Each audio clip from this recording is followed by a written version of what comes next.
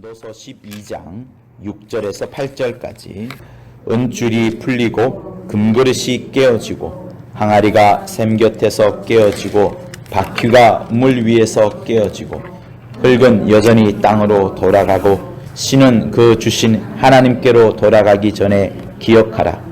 전도자가 가로되 헛되고 헛되도다. 모든 것이 헛되도다. 아멘. 자, 흙은 땅으로 돌아가고요. 그 다음에 신, 영은 혹은 생명은 그 주신 하나님께로 돌아가기 전에 기억하라 이렇게 말씀을 합니다. 기억하라 할 때 그 기억하라는 것은 전도서 12장 1절에 있는 너의 창조자를 기억하라 하는 그것입니다. 1절을 한번 읽어드리면 이렇습니다. 너는 청년의 때 곧 곤고한 날이 이르기 전에 나는 아무 낙이 없다고 할 그때가 가깝기 전에, 즉 다시 말하면 우리 죽기 직전에 말하는 거죠. 아무 낙이 없다, 헛된 삶을 살았다, 이런 말들을 하기 전에 나의 죽음을 기억하고 나의 살아왔던 삶을 기억하고 내가 고마웠던 사람들을 기억하라는 것이 아니라 너의 창조자를 기억하라 이렇게 말씀을 합니다. 창조자를 기억하라.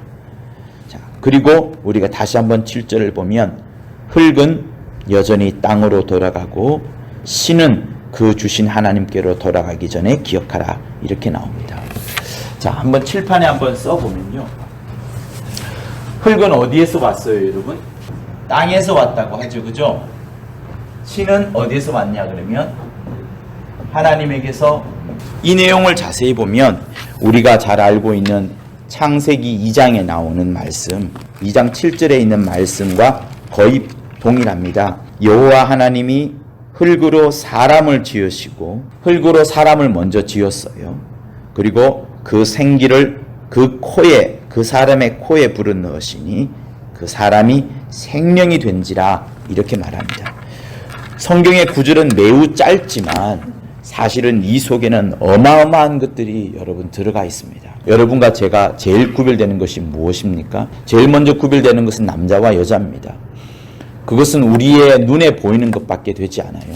나이는 여러분과 저가 그렇게 크게 많이 차이 나진 않을 겁니다. 우리는 지금 눈에 보이는 것을 바라보는 거예요. 그러나 내 속에 있는 것, 눈에 보이지 않는 것들에 대해서는 다른 사람이 잘 모릅니다. 우리는 겉에 보이는 것은 잘 보이기 때문에 빨리 찾으려 하고 빨리 판단을 하고 빨리 다가가려고 하고 안을 수가 있지만 속의 거는 도무지 찾을 수가 없으니까 굉장히 많이 헤매게 됩니다. 지금 이 칠판에 있는 것처럼 흙은 땅에서 왔고 땅으로 돌아가기 전에 창조주를 기억하라. 신, 여기서는 정확하게 말하면 영을 말하는 거예요. 영은 하나님께로부터 왔으니 하나님께로 다시 돌아가는데 그 전에 창조주를 기억하라 라고 말씀을 합니다. 그러면 여러분, 우리의 신앙생활을 한번 살펴봅시다. 결국에 흙은 땅으로 돌아가 버립니다. 우리가 육체를 위한 삶을 산다 그러면 저것은 결국은 땅으로 돌아가 버립니다. 아무것 얻을 수가 없습니다. 여러분들도 잘 알다시피 우리가 또 장례식 가면 또 알다시피 죽은 자는 아무 물질을 가져갈 수가 없습니다. 이런 한 푼도 가져가지 못합니다. 즉 육체, 땅으로부터 온 땅에서 말미암은 흙을 위한 삶을 살아간다 그러면 우리가 얻을 것은 사실 하나도 없습니다. 그래서 예배하는 것도 무엇을 위하여서 무엇 때문에 예배합니까? 우리의 영혼 때문에 우리의 영, 곧 하나님께로 가버릴 영을 위해서 예배하는 것입니다. 이 사실이 매우 중요합니다.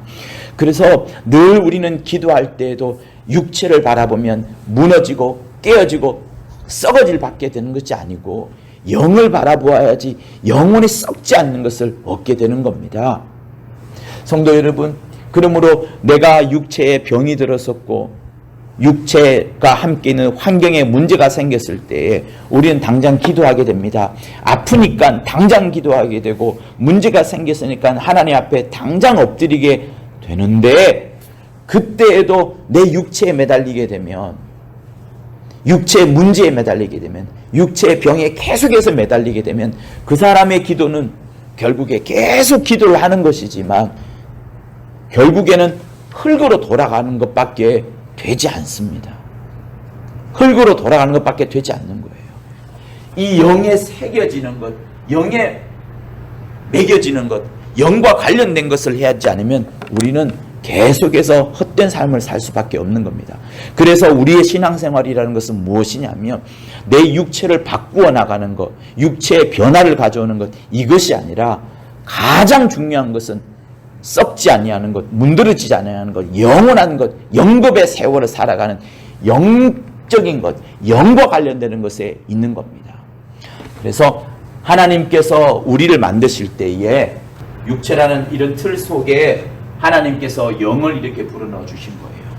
이 육체라는 틀도, 육체라는 모양도 누구의 모양을 따라 지었어요? 하나님의 형상을 그대로 본따 가지고 이렇게 육체를 만들었어요. 하나님의 형상을 따라서 육체를 만들었고 또 하나님의 영을 여기다가 이렇게 쓱 집어넣어 주신 겁니다. 하나님의 영을 쓱 집어넣어 주었어요. 그러면 눈에 보이는 하나님의 형상인 육체도 중요하지만 이 하나님의 이미지를 닮은 육체도 중요하지만 더 중요한 것은 하나님이 보내주신 눈에 보이지 않는 하나님의 생기로 부어주신 이 영이 더 중요한 겁니다. 그래서 성도 여러분, 여러분들이 항상 기도할 때에도 간구할 때도 자기의 영혼을 만질 수 있어야 되는 거예요. 나는 지금 육체를 만지고 있어요. 55세 정도의 육체를 만지고 있습니다. 여성의 몸을 만지고 있습니다. 어디가 아프고 어디가 조금 삐끄덕거리는 거 알고 있어요. 그러나 내가 눈을 감고 기도할 때 또 신령과 진정으로 예배할 때는 나의 55세의 여성의 육체 모습이 아니라 내 속에 있는 만져지지 않는 그러나 분명히 존재하는 반드시 있는 반드시 존재하는 자기 영혼을 만지면서 자기 영혼을 생각하면서 자기 영혼이 깨어나게 하면서 신앙생활을 해야 되는 것이 우리의 가장 합당한 신앙생활인 겁니다. 그래서 신앙생활을 영적 생활, 영적 생활, 영적 생활 하는 거예요. 여러분, 율법은 뭘 다스려요? 율법은 절대로 이걸 다스릴 수가 없습니다. 율법은 이쪽에 있어요. 율법이 정죄하는 것은 내 영혼에 바라는 것, 내 혼이 원하는 것, 내 혼이 악한 길로 가는 것에 대해서 율법은 정죄할 수가 없습니다. 율법은 내 마음이 품고 있는 죄악들을 절대로 건드리지 못합니다. 율법은 내 마음에 있는 것이 반드시 육체로 드러나야지 땅에서 만들어진 흙이 짓는 것, 흙이 행하는 것, 그것만을 율법이 건드리는 것이지 내 마음에 있는 것은 건드리지를 못합니다. 그래서 율법은 요것만 건드리는 육체만. 그러니까 율법은 성경이 말하기를 육체의 예법이라는 이유가 바로 그겁니다. 내가 그래서 다른 사람들이 보기에 또 율법이 보기에 또 양심이 보기에 내가 거룩한 일을 행하고 나쁜 짓을 하지 않는다고 하여서 그것이 하나님과 관련되느냐, 하나님이 칭찬하느냐, 천만의 말씀이에요. 하나님은 율법이 어거하는 그런 또 양심이 우리를 만들어가는 그런 지성이나 올바른 행동이나 올바른 행실을 칭찬하는 것이 아닙니다. 하나님은 율법과는 전혀 상관이 없으세요. 그거는 육체와 관련된 것. 육체와 관련된 것은 120살로 끝납니다. 끝나버려요. 하나님이 가장 관심 있는 것은 영원히 살아가는 영원할 수밖에 없는 영혼, 그 영에 관심이 많으신 겁니다. 그래서 율법이 어거하는 것에 대해서는 하나님이 관심이 없고 오직 하나님의 영으로 말미암아 신령과 진정으로 예배를 드릴 때 하나님을 만난다 하지 않았습니까? 요한복음 4장 23절 24절에 그리 말씀하고 있어요. 하나님은 영이시기 때문에 하나님 스스로가 육체가 아닙니다. 하나님 스스로가 영이시기 때문에 그 하나님이 영이신 분께서 우리를 만날 때에는 우리의 육체의 모습이나 육체의 예법이나 육체가 가져다 오는 행실이나 양심이 가져다 오는 행실이 우리를 하나님을 만나는 것이 아니라 내 영혼, 내게서 지금 당장 눈앞에 보이지 않지만 내 속에 있는 이 영혼을 진짜로 만나고 영혼과 함께하는 바로 그때에 하나님께서 가장 원하시는 예배를 이루어 가신다 하시는 겁니다. 그러면 여러분, 여기에는 지금 큰 간격이 있어요. 무슨 간격이 있어요? 흙이 있고 영이 있습니다만 여러분들이 지금 저의 말을 듣고 또 판단을 하고 또 여러분이 이 말씀을 듣고 의지를 굳세게 할 수도 있습니다. 그런 그 결정은 누가 하느냐면 이 사이에 있는 혼이 하는 거예요. 혼이 의지와 감정과 지정의가 이렇게 함께 이루어지죠. 그래서 혼이 생각을 하고 혼이 판단을 하고 혼이 의지를 움직여서 이제 나아갑니다. 혼이 움직여서 나아갈 때 육체로 움직이죠. 야, 이쪽으로 가고 싶어 라는 마음이 들게 되고 감정도 동하게 되고 이제 의지를 발동하게 되면서 육체가 이렇게 움직여지는 거예요. 그래서 혼 역시도 육체를 따라서 움직이고 합니다. 자, 그런데 이 가운데 있어서 중요한 것은 무엇인가 하면 하나님께서 우리의 역사를 베풀어 주실 때에 하나님은 율법이 어가는 육체의 예법이 어가는 흙에는 관심이 없으셔요. 어디에 관심이 있느냐? 영에 관심이 많다고 하셨죠. 왜 그런가 하면 보세요. 예수께서 이 땅에 반드시 오셔야 됩니다. 이 성경책이 지어진 이유, 이 성경책이 가장 말하는 이유, 그리고 이 천지 만물이 지어진 이유가 무엇이에요? 하나님께서 만유를 지으신 그 가장 큰 중요한 이유가 뭡니까? 그리고 우리가 말씀을 들어야 되는 이유가 뭡니까? 하나님의 영광을 바라보고 은혜와 진리를 충만히 받으려는 이유가 뭡니까? 내 영혼이 살아가는 그 이유가 뭡니까? 제일 중요한 이유는 만유의 후사로 하나님께서 그 아들을 정하셨어요. 만유의 후사로 하나님께서 그 아들을 정하셨는데 그 만유의 후사가 하나님과 지금 대화를 하는 거예요.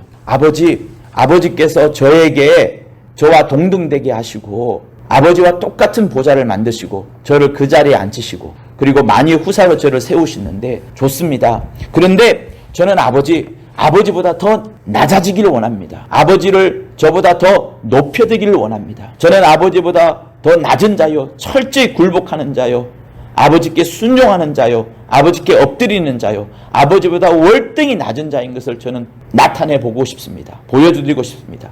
그래서 저는 아버지보다 더 낮아지는 마음, 곧 겸억이라 그래요. 그 겸억의 마음을 갖고 있는데 이 겸억의 마음을 갖고서 제가 하고자 하는 것은 아버지보다 더 낮은 존재로 와서 죽음이라는 것을 맛보기를 원합니다. 이렇게 말씀을 하시는 거예요.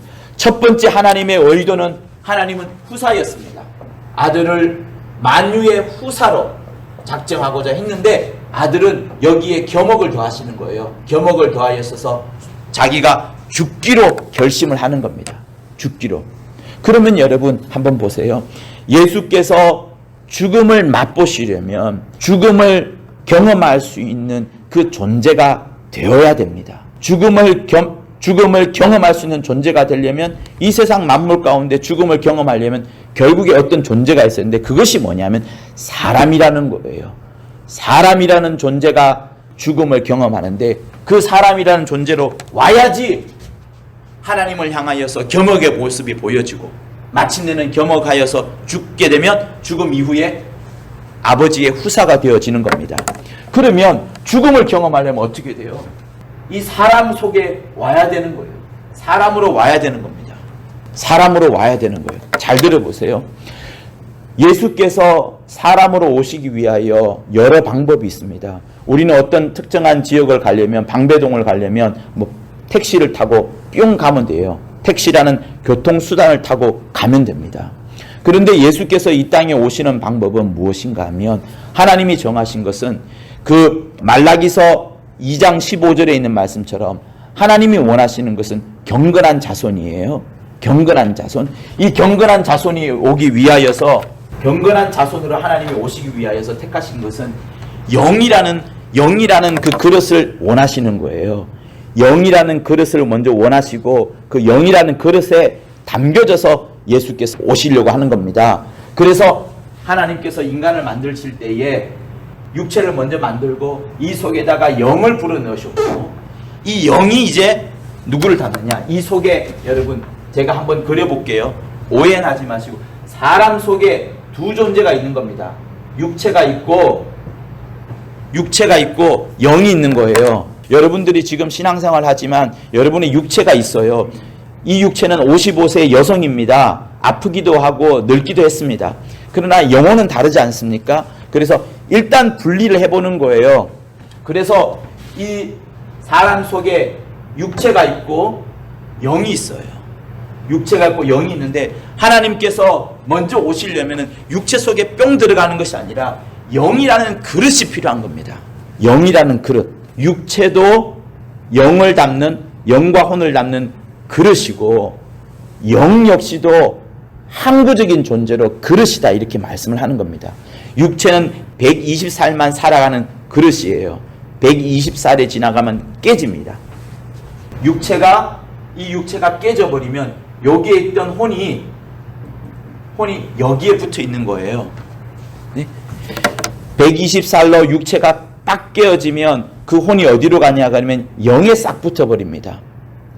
영이 없을 때는, 영이 아예 없을 때는 동물과 마찬가지예요. 강아지를 생각해 보십시오. 강아지가 혼이 있습니다. 혼이 있어서 먹을 것 좋아하고 주인이 오면 꼬리를 치고 막 반깁니다. 모르는 사람이면 막 짖어요. 그래서 강아지를 보면은 그 강아지에게 혼이 있다는 것을 알 수 있어요. 근데 이 강아지가 육체가 나이가 다 되어서 15살이 되어서 죽잖아요. 그러면 그 혼도 흩어집니다. 그래서 각혼이라 하는 거예요. 근데 강아지보다 더 조그만 미물을 한번 보세요. 바퀴벌레나 더 작은 생물들을 보세요. 걔네들에게 혼이 있다고 여러분 생각되어지나요? 없잖아요. 거의 없어요. 혼이라는 것은 생각할 수가 없습니다.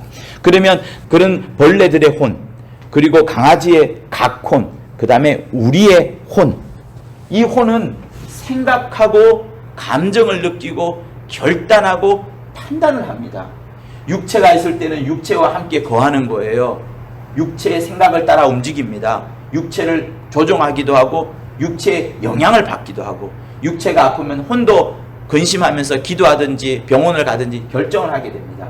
그런데 이 육체가 없어지게 되면 동물의 혼은 흩어져 없어지는데 사람의 혼은 영혼에다가 딱 붙어버리는 겁니다. 그렇게 하나님이 만들어 두셨어요. 영이라는 그릇을 만들어 둔 거예요. 그래서 우리가 인격이라 할 때 내가 생각하고 판단하고 어떤 감정을 갖고 있는 이 인격이라는 것은 혼이 인격이라는 것이고, 영은 우리를 담아가는 그릇인 거예요. 그런데 하나님께서 하나님이 아들 후사가 올 때에 육체로 바로 오시는 것이 아니고 먼저 어디에 담기느냐? 영에다가 먼저 담기는 겁니다. 영에 담겨서 오시는 거예요. 영에 담겨서 오는데 여러분 어떻습니까? 영이라는 것은 항구적 존재라 그랬죠. 계속해서 이어집니다. 그런데 육체는 120살로 끝나요. 120살로 또 끝나고 또 끝나고 또 끝납니다. 그런데 하나님께서 하나님의 아들을 보내실 때에 지금 2000년 전에 하나님의 아들이 오셨잖아요. 오시기 전까지 아담으로부터 예수 오시기까지 계속해서 이 영을, 하나님의 아들을 담는 영을 이어가게 하려면 육체라는 120살 끝나죠. 그리고 또 결혼을 해서 자식이 생기죠. 또 자식이 생기죠. 그렇게 계속해서 이어져 가는 겁니다. 영이 이어져 가기 위하여서 이 하나님을 담는 그릇, 하나님의 아들이 이곳에 와야 되는데 그 영을 담는 그릇을 이어가기 위하여서 사람에게 육체의 결혼이라는 장치를 두었고, 그래서 육체가 120살로 끝나긴 하지만 또 다른 자식, 또 다른 자손이 이어지면서 영이 계속해서 이어지는 겁니다. 그러니까 하나님의 관심은 어디 있느냐? 하나님의 아들이 특정한 사람의 영 속에, 정확하게 말하면 마리아가 있는데 창세기에 말하자면 여자의 후손이죠. 그 여인을 통하여서 아들이 오기 전까지 계속해서 사람들은 결혼을 하고 생육하고 번성하여서 계속해서 이어내져 나가는 겁니다. 그리고 그 중에 어떤 자들은 네피림이 나오는 것이고, 어떤 자들은 영을 계속 가져서서 영적 존재가 되는 것이고, 네피림을 가졌던 자들은 노아의 홍수로 없어지는 것이고, 없어진 다음이 이제 우리들이잖아요. 계속해서 이 와중에 이어가다가 마침내 2000년 전에 마리아를 통하여서 예수께서 그 속에 담기시고 그때 육체를 입으시고 오신 겁니다. 육체를 입으시고 오신 것은 짧은 30년의 인생을 살면서 그가 피를 흘려야 되니까. 그러니까 원래 하나님 아버지의 계획 속에는 인류를 위하여서 피를 흘리는 그 계획이 있었던 것이 아닙니다. 하나님의 아버지의 원래 계획은 아들을 후사로 물려줄 것이었고, 그리고 아들은 그것에 대하여서 신적 작정을 하는 거예요. 내가 아버지를 위하여서 겸허하게 죽음을 맛보겠습니다. 죽음을 맛보겠습니다. 했는데 아담과 하와가 타락하는 바람에 그 아담과 하와 인류를 살리기 위하여서 피를 쏟아주는 그 죽음까지 감당해야 되니 아버지께서 다시 아들에게 명하시는 거예요. 계명으로 주시는 겁니다. 너는 그냥 죽지 말고 겸허하여서 죽음을 맛보지 말고 나의 명령을 따라서 복종하고 나의 명령을 따라서 죽으라. 피를 흘리면서 죽으라 라고 말씀을 하셨기 때문에 예수께서 이제 이 사람의 몸을 보셔가지고 피를 흘리면서 죽으시는 것이 십자가의 그 사건인 겁니다. 그래서 예수께서 오시고자 하는 것들도 사실은 누구에게 오느냐? 육체로 오시긴 하지만, 육체에 오셔서 피를 흘리시긴 하지만 결국에는 사람의 영, 산자의 음이라는 그 사람의 영 속에 담기려고 오시는 거예요. 예수의 모든 꿈은 어디에 있느냐? 썩어 문드러지는 그 육체에 있지 아니하고 30세로 끝나버린 그의 육체 인생 아닙니까? 그것으로 끝나는 것이 아니라 이 땅에 오셔서 피를 흘리긴 하지만 우리의 영혼을 살리시려고 영에다가 오신 겁니다. 그리고 여러분, 성령은 또한 어디에 오세요? 예수께서도 영에 오신 것처럼, 이 속에 영에 오신 것처럼 성령도 어디에 와요? 성령도 우리 육체에 오는 것이 아니라 우리의 영 속에 오는 겁니다. 귀신은 우리의 영 속에 머물실 수가 없습니다. 귀신은 우리의 육체 혹은 신경계통에 머무는 것이지 우리의 영에 오는 것은 아니에요. 영에 오는 것은 오직 예수께서 담기실 때와 그리고 성령이 우리 영 속에 거하시는 겁니다. 계속해서 하나님의 관심은 어디 있느냐? 하나님은 영이시기 때문에 영에 관심이 있는 겁니다. 그래서 성도 여러분, 오늘 우리가 이 본문 속에 있는 것처럼 흙은 땅으로 돌아가기 전에 기억하라.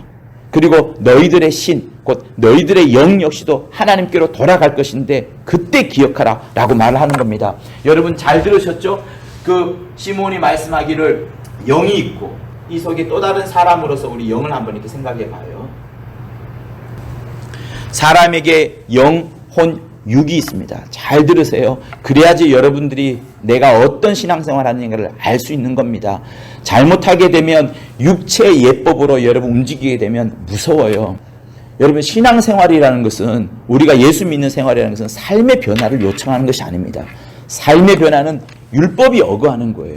우리는 내 영혼이 바뀌어져 가지고 내 영혼에 하나님 아버지의 영광이, 그 아들의 영광이 충만해져 가지고 은혜가 가득 차고 진리가 가득 차고 생명이 가득 차서 자연스레 내 행동이 변하고 내 의지가 변하고 나의 죽었던 혼을 일깨워 가지고 살아가는 그것을 말하는 것이지, 내 삶을 바꾸어가는 그것이 여러분 우리의 궁극적인 목표가 아닌 겁니다.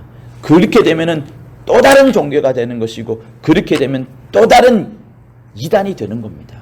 그래서 여러분 우리는 이 사실이 매우 중요한데, 하나님께서 우리 속에 육체가 있고요, 내 속에 또 다른 존재로서의 또 다른 하나의 무엇으로서의 영이 있는 겁니다.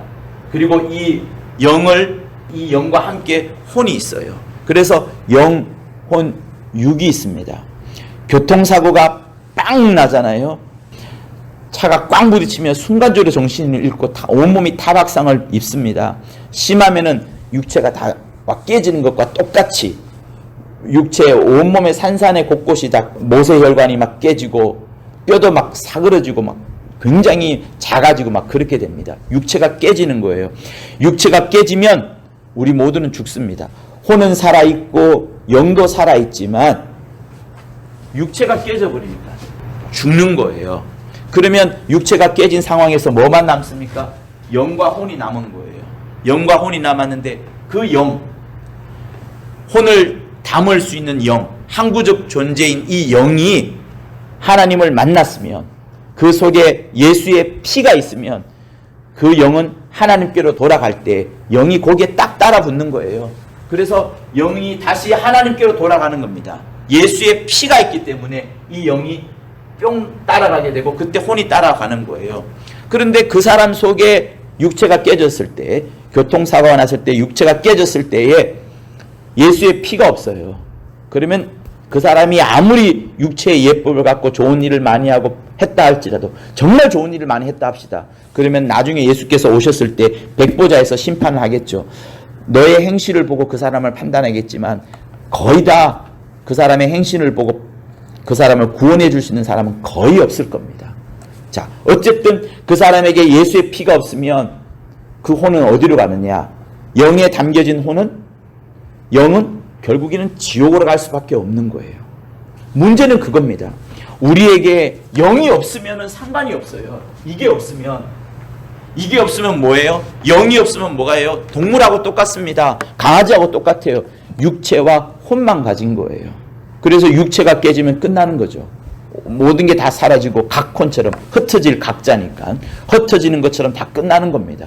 근데 문제는 뭐냐? 우리가 노아의 홍수 이후에 모든 사람들은 영을 갖고 있기 때문에 항구적인 존재로 하나님을 만날 수 있는 그 혼을 담을 수 있는 존재로 영을 가졌기 때문에, 예수를 담을 수 있는 영을 가졌기 때문에 이 영이 예수의 피가 없으면 결국에는 지옥으로 갈 수밖에 없는 겁니다. 그래서 우리의 신앙생활이 중요한 부분인데, 육체가 깨어져도 죽잖아요. 근데 성경은 또 다른 게 있습니다. 또 다르게 말하는 것이 혼이 죽을 수 있습니다. 혼이 죽을 수 있는 부분으로 시몬이 이제 지적하는 부분들이 아나니아와 삽비라. 베드로가 꾸짖죠. 너가 성령을 속였구나. 아마 단순하게 땅을 팔았을 때에 그 땅값의 얼마를 감춘 그것이 있겠지만, 그 땅값을 팔은 그것만이 아니고 그 마음 속에 성령을 속이고자 하는 어떤 마음, 구체적인 뭔가를 잘 모르겠습니다. 땅값을 속이는 그런 부분들이 있겠지만 어떤 특정한 부분에 있어서 성령을 속이는 그 일이 있었기 때문에 베드로가 꾸짖는데, 꾸짖을 때에 그들의 아나니아와 삽비라의 혼이 떠나가요. 육체가 깨져도 죽는데 혼을 하나님께서 빼버리니까 아무 쓸모가 없습니다. 영혼 육이 있잖아요. 그죠? 혼을 빼버리니까 이 사람의 육체는 그때부터 썩어져 문드러가는 거예요. 썩어지고. 근데 영은 어디로 가요? 영은 원래 하나님이 주신 것이 하늘에서 왔으니까 하늘로 가는 겁니다. 처음부터 하늘에서 왔기 때문에 하늘로 가는 거예요. 근데 그 영에는 뭐가 없습니까? 혼이 없으니까 저 하늘에서 별 의미가 없는 아지랭이와 같은, 이슬과 같은, 안개와 같은 그런 의미로만 구원받는 수준밖에 되지 않습니다. 그 사람의 실제라 할 수 있는 지정의가에 담겨있는 혼은 그에게 없는 것이기 때문에 의미가 없는 거예요. 근데 아나니와 삽비라만 있습니까? 또 다르게 있죠. 디모데전서 1장 20절에 보면은 알렉산더와 후메네오라는 사람도 있어요. 아들 디모데야, 내가 너에게 경계한다. 경계로서 명하노니 잘 들어보아라. 내가 전에 너를 지도할 때에 귀중한 말씀을 전해주지 않았느냐? 그 귀중한 말씀으로 너는 선한 싸움을 싸워라. 믿음과 착한 양심을 가져라. 왜 그러냐? 어떤 이들이 이 양심을 버렸고 그 믿음에 관하여서는 파선하였느니라. 파선이 무슨 뜻인가 하면 배가 가라앉는 걸 말하는 거예요. 배에 구멍이 납니다. 처음에는 붕붕 떠 있죠. 2시간, 3시간은 떠 있습니다. 그러나 조금씩 물이 들어오면 가라앉아요. 결국에는 죽고 맙니다. 천천히 죽지만 죽는 거예요. 그래서 어떤 사람들이 믿음에 관하여서 파선하는 결과 어떻게 되느냐? 후메네오와 알렉산더가 있으니 내가 사단에게 저들을 내어주었다. 죽도록 내버려 준 겁니다. 이 후메네오와 알렉산더 역시도 바울을 통하여서 혼을 빼버린 거예요. 혼을 하나님이 가져가 버린 겁니다. 육체도 멀쩡하고 영도 멀쩡한데 하나님께서 혼을 빼버리니까 그때부터 전원을 꺼버린 냉장고처럼, 여러분 냉장고에서 전원 꺼버리 보세요. 한 하루 갑니까? 제일 빨리 썩는 것부터 썩게 되죠. 제일 나중에 된 냉동실에는 그 천천히 썩을 겁니다. 그러나 결국에는 썩는 거예요.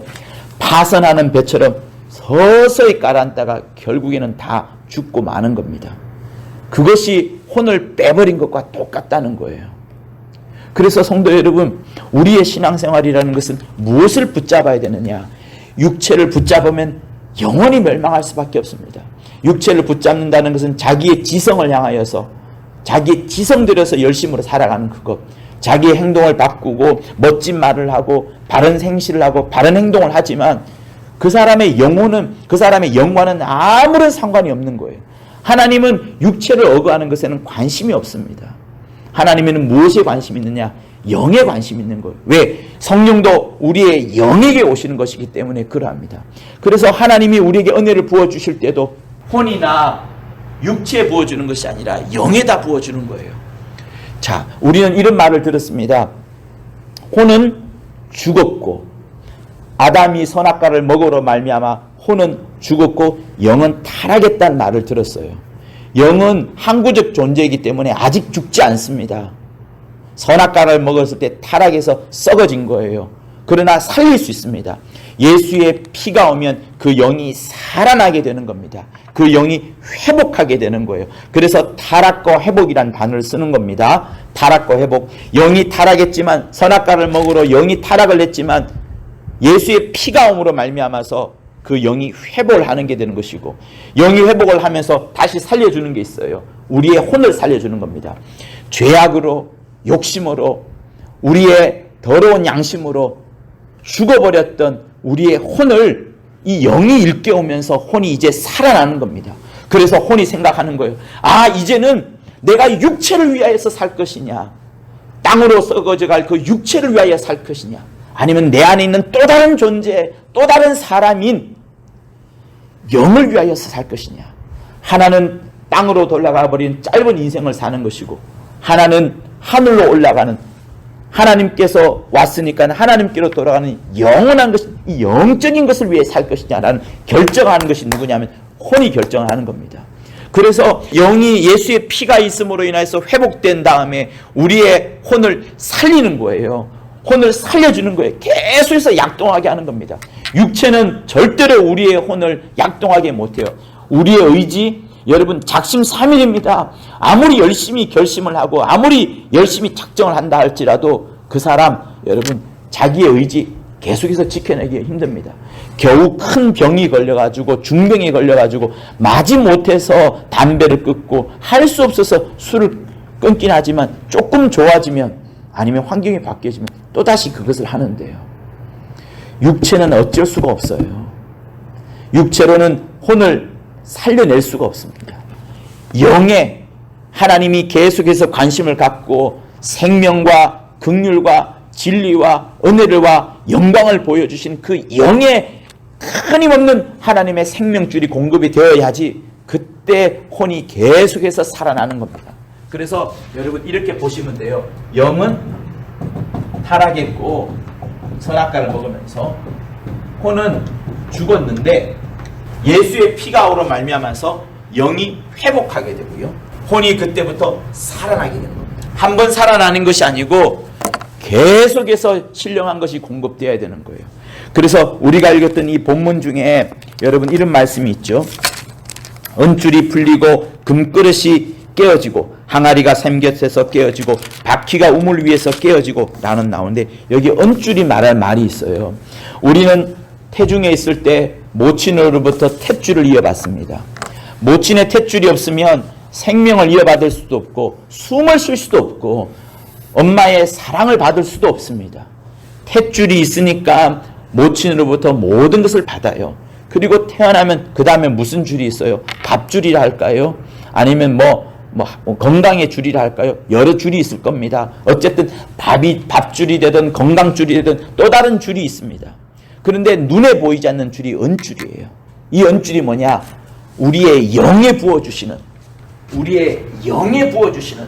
신령한 영에 부어주시는 그 하나님의 생명의 공급줄, 그 줄이 은줄이에요.